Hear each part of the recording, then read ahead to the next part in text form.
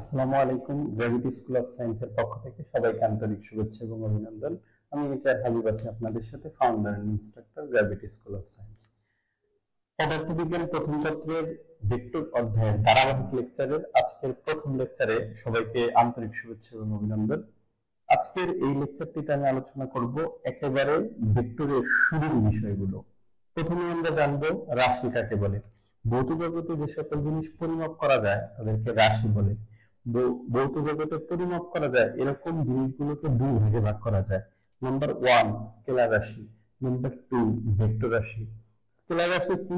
Scalar রাশি হচ্ছে এমন রাশি যে সকল রাশিকে সম্পূর্ণরূপে প্রকাশ করার জন্য শুধু মানের প্রয়োজন হয় কিন্তু দিকের প্রয়োজন হয় না। অর্থাৎ যে সকল রাশিকে শুধু মান দ্বারাও প্রকাশ করা যায় সেগুলাই হচ্ছে স্কেলার রাশি। আর যে সকল রাশিকে শুধু মান দ্বারা প্রকাশ করা যায় না, মানের পাশাপাশি দিকেরও প্রয়োজন হয়, তাদেরকে বলা হয় ভেক্টর রাশি। তাহলে ভৌত জগতে যা পরিমাপ করা যায় তাকে রাশি বলে। রাশি দুই প্রকার, একটা স্কেলার আর একটা ভেক্টর। স্কেলার রাশির দিক নাই, ভেক্টর রাশির দিক আছে। স্কেলার রাশিকে প্রকাশ করার জন্য শুধু মান হলেই আনাফ, বাট ভেক্টর রাশিকে প্রকাশ করতে গেলে মান এবং দিক উভয়ের প্রয়োজন হয়। এরপরে আমার আলোচনার বিষয় হচ্ছে ভেক্টর রাশি কিভাবে প্রকাশ করা হয়। ভেক্টর রাশিকে সাধারণত দুই ভাবে প্রকাশ করা যায়। একটা হচ্ছে যে কোনো একটা চিহ্ন লিখলে আমরা মনে করি এ একটা ভেক্টর, এই ভেক্টরের উপরে যদি এরকম অ্যারো চিহ্ন দেওয়া হয় তাহলে সেটা কিন্তু ভেক্টর নির্দেশ করে। আবার এইভাবে না লেখা অক্ষরটা একটু মোটা মোটা করে লেখা যায়, একটু মোটা করে লেখা যায়। অবশ্য স্মল লেটার অক্ষর দিলে সেক্ষেত্রে নিজে একটা দাগ দিয়ে ভেক্টর রাশি প্রকাশ করা হয়ে থাকে কখনো কখনো। এরপরে অধ্যায়ের শুরুতে বিভিন্ন ভেক্টরের সঙ্গে নিয়ে আলোচনা করা হয়েছে। তো শুরুতে আমরা ধারাবাহিকভাবে এই ভেক্টরগুলোর পরিচয় সম্পর্কে জানার চেষ্টা করি। প্রথমে এখানে আমি লিখেছি একক ভেক্টর। যে ভেক্টরের মান সাধারণত এক একক হয়, যে ভেক্টরের মান এক একক হয় তাকে একক ভেক্টর বলা হয়। তাহলে একক ভেক্টর কি? একক ভেক্টর হচ্ছে এমন ভেক্টর যে ভেক্টরের মান সাধারণত এক একক হয়ে থাকে। এরপরে আমি আলোচনা লিখেছি এখানে নাল বা শূন্য ভেক্টর। কোন ভেক্টরের মান যদি শূন্য হয় বা নাল হয় তবে তাকে নাল বা শূন্য ভেক্টর বলা হয়ে থাকে। এরপরে আলোচনা করেছি ব্যাসার্ধ ভেক্টর। ব্যাসার্ধ ভেক্টর কি? যে ভেক্টরের সাহায্যে মূল বিন্দুর সাপেক্ষে কোন বিন্দুর অবস্থান নির্ণয় করা হয়ে থাকে, যে ভেক্টরের সাহায্যে মূল বিন্দুর যে ভেক্টরের সাহায্যে প্রসঙ্গ কাঠামোর মূল বিন্দুর সাপেক্ষে কোন বিন্দুর অবস্থান নির্ণয় করা হয় তাকে ব্যাসার্ধ ভেক্টর বা অবস্থান ভেক্টর বলা হয়। প্রসঙ্গ কাঠামো সে ফর এক্সাম্পল এক্স আর ওয়াই প্রসঙ্গ কাঠামো যদি হয় এবং এটার মূল বিন্দু যদি ও হয় তাহলে মূল বিন্দুর সাপেক্ষে এই মূল বিন্দুর সাপেক্ষে যদি এখানে একটা বিন্দু থাকে এ, এই জায়গায় একটা বিন্দু যদি থাকে বি, তাহলে এই মূল বিন্দু ও এর সাপেক্ষে বি এর অবস্থান নির্ণয় করা যায়। সেই অবস্থানটা কি? সেই অবস্থানটা হচ্ছে ও এ। প্রসঙ্গ কাঠামোর মূল বিন্দুর সাপেক্ষে বি বিন্দুর যদি অবস্থান নির্ণয় করা হয় তবে এর নাম হচ্ছে ও বি। এর নাম কি? ও বি। তাহলে এইভাবে প্রসঙ্গ কাঠামোর মূল বিন্দুর সাপেক্ষে কোন বিন্দুর অবস্থান নির্ণয় করা হলে সেগুলোকে কি বলা হয়? এইভাবে অবস্থান ভেক্টর আকারে প্রকাশ করা যায় এবং এই প্রকাশ করার এই সিস্টেমটাকে অবস্থান ভেক্টর বলে। দুটো বিন্দুর অবস্থান ভেক্টর জানা থাকলে তাদের মধ্যকার কিন্তু দূরত্ব বের করা যায়। এটা একটা গুরুত্বপূর্ণ টার্ম।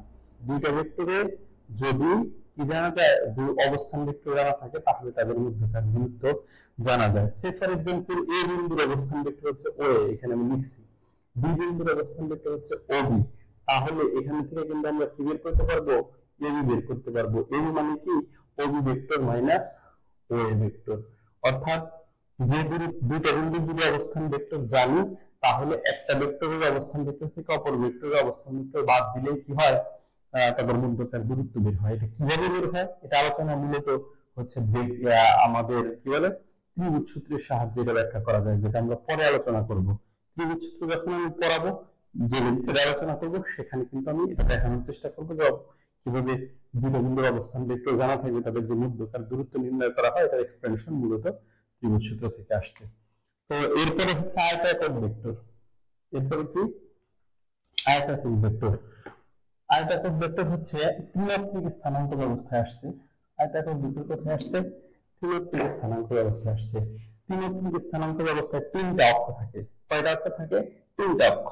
একটা হচ্ছে এক্স অক্ষ, একটা হচ্ছে এক্স অক্ষ, একটা ওয়াই অক্ষ, আর একটা হলো জেড অক্ষ।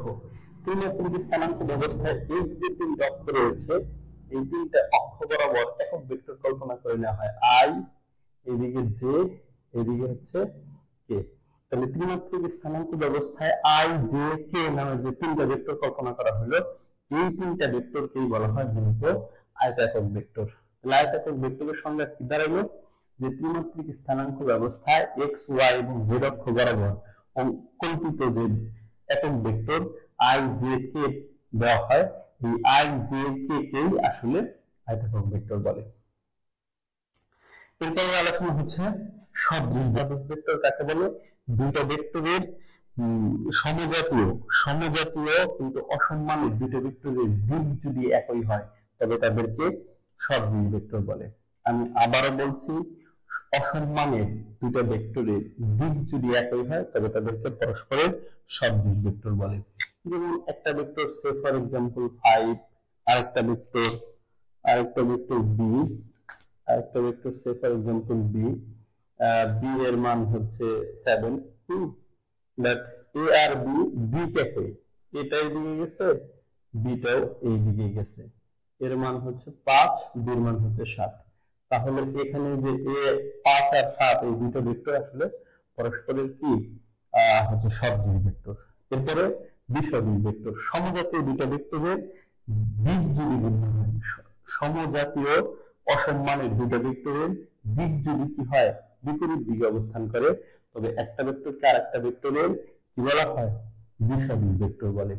এরপরে বিপরীত ভেক্টর। বিপরীত ভেক্টর কাকে বলে? বিপরীত ভেক্টর হচ্ছে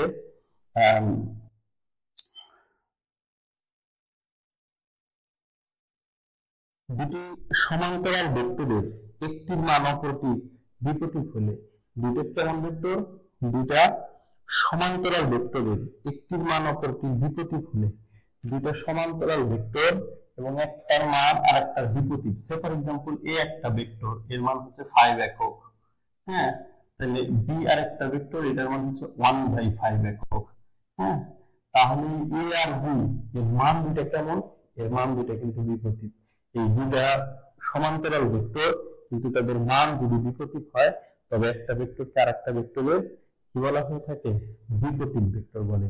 এরপরে সঠিক ভেক্টর। শূন্য, কোন ভেক্টরের মান যদি শূন্য না হয় তাহলে ওই সকল ভেক্টরই সঠিক ভেক্টর।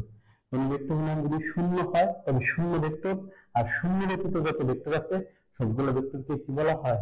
সঠিক ভেক্টর বলে। এরপরে সরল ভেক্টর। সরল ভেক্টর কাকে বলে? অর্থাৎ সরল রেখা বরাবর একটা নির্দিষ্ট দূরত্ব সময়ের সাপেক্ষে বস্তুর অবস্থানের পরিবর্তন বোঝানোর জন্য যে ভেক্টর ব্যবহার করা হয়। এবার একটা বস্তু এ বিন্দুতে আছে, সময় টি, একটা নির্দিষ্ট সময় পর বিতে চলে গেল, তার নিজের অবস্থান পরিবর্তন হলো কত? A B. তাহলে এই এ বি যে ভেক্টর দিয়ে প্রকাশ করা হবে সেটাকে বলা হবে সরল ভেক্টর। এরপরে সমতলীয় ভেক্টর। একাধিক ভেক্টর যদি একই তলে অবস্থান করে তবে তাদেরকে পরস্পরের সমতলীয় ভেক্টর বলে। এরপরে সঙ্গে আছে পোলার ভেক্টর। পোলার ভেক্টর কাকে বলে? বস্তুর ঘূর্ণনের সঙ্গে যুক্ত নয় এমন ভেক্টরকে তীর চিহ্ন যুক্ত সরল রেখা দ্বারা প্রকাশ করা হয়। আর এই রেখা দৈর্ঘ্য ভেক্টরের মান এবং তীর চিহ্ন দিক নির্দেশ করে, এবং এই ধরনের ভেক্টর গুলাকে বলা হয় কি বলে? কি বলে? পোলার ভেক্টর বলে। তাহলে পোলার ভেক্টরের সংজ্ঞাটা কি দাঁড়ালো? পোলার ভেক্টরের সংজ্ঞাটা দাঁড়ালো হচ্ছে যে বস্তুর ঘূর্ণনের সঙ্গে যুক্ত নয় এমন ভেক্টরকে তীর চিহ্ন যুক্ত সরল রেখা দ্বারা প্রকাশ করা হয়। আর এই রেখার দৈর্ঘ্য ভেক্টরের মান, এই যে তীর চিহ্ন দ্বারা প্রকাশ করা যে ভেক্টর, এটার যে দৈর্ঘ্যের যে মান, এটাকে আসলে মূলত পোলার ভেক্টর বলে। এরপরে লিখছেন অক্ষীয় ভেক্টর। অক্ষীয় ভেক্টর কাকে বলে? অক্ষীয় ভেক্টর হলো বস্তুর ঘূর্ণনের সঙ্গে যুক্ত ভেক্টরকে মূলত অক্ষীয় ভেক্টর বলে। কোন বস্তুর ঘূর্ণনের সাথে জড়িত যে ভেক্টর গুলা সেগুলোকে অক্ষীয় ভেক্টর বলে। সীমাবদ্ধ ভেক্টর কাকে বলে? কোন ভেক্টরের আদি বিন্দু বা শুরুর বিন্দু যদি কি হয়, নির্দিষ্ট হয়, তবে ওই ভেক্টর গুলাকে সীমাবদ্ধ ভেক্টর বলে। এরপরে হলো সমান ভেক্টর। দুই বা ততোধিক ভেক্টরের মান যদি সমান হয় তবে ওই ভেক্টর গুলোকে পরস্পরের সমান ভেক্টর বলে। বিপরীত ভেক্টর, দুটি ভেক্টরের মান যদি সমান দুটি বিপরীত ভেক্টর কি? দুইটা ভেক্টরের বিপরীত দিকে ক্রিয়ারত দুটি সমজাতীয় ভেক্টরের মান সমান হলে তাদেরকে একে অপরের বিপরীত ভেক্টর বলে। তাহলে বিপরীত দিকে ক্রিয়াশীল দুইটা ভেক্টরের বিপরীত দিকে ক্রিয়াশীল দুটো সমজাতীয় ভেক্টরের মান সমান হলে তাদেরকে একে অপরের বিপরীত বা ঋণাত্মক ভেক্টর বলে। তাহলে বিপরীত বা ঋণাত্মক ভেক্টর বলে। যেমন এ থেকে বি তে যদি যায় একটা বস্তু, এ থেকে বি তে গেল, একটা বস্তু এ থেকে বি তে গেল, হ্যাঁ, তাহলে এ থেকে যদি বি তে যায় এটাকে আমরা এবি ভেক্টর বলি। আবার ওই বস্তুটা যদি বি থেকে এতে আসে এটাকে আমরা কি বলি? বিএ ভেক্টর বলি। এবি ভেক্টর আর বিএ ভেক্টরের মধ্যে সম্পর্ক হচ্ছে একটা মাইনাসের সম্পর্ক। এবি ভেক্টর হচ্ছে বিএ ভেক্টরের বিপরীত বা ঋণাত্মক ভেক্টর, আবার বিএ ভেক্টর হচ্ছে এবি ভেক্টরের বিপরীত বা ঋণাত্মক ভেক্টর। এইভাবে আমরা প্রথম টাইমে বা লেকচার 1 এ আমরা প্রথমে জানলাম ভেক্টর রাশি কি, ভেক্টর রাশিকে কিভাবে প্রকাশ করা হয়। ভেক্টর রাশির মানের কথা বলি না, ভেক্টর রাশির মানকে আসলে এরকম পরম চিহ্ন দ্বারা প্রকাশ করা হয়। এই যদি একটা ভেক্টর হয় এর মান হচ্ছে এ পরম মান। এভাবে তাহলে ভেক্টরের মান প্রকাশ করা হয়ে থাকে। তাহলে আমরা প্রথম লেকচারটিতে এরকম স্কেলার রাশি, ভেক্টর রাশি কি সেগুলো জানলাম এবং বিভিন্ন প্রকার ভেক্টর রাশির পরিচয় জানলাম। পরবর্তী লেকচারটিতে আমি আলোচনা করার চেষ্টা করব যে ভেক্টর রাশির যোগ করার জন্য কয়েকটি সূত্র রয়েছে, সেই সূত্রগুলো আলোচনা করব। আশা করি সবাই বুঝতে পারছেন। আসসালামু আলাইকুম।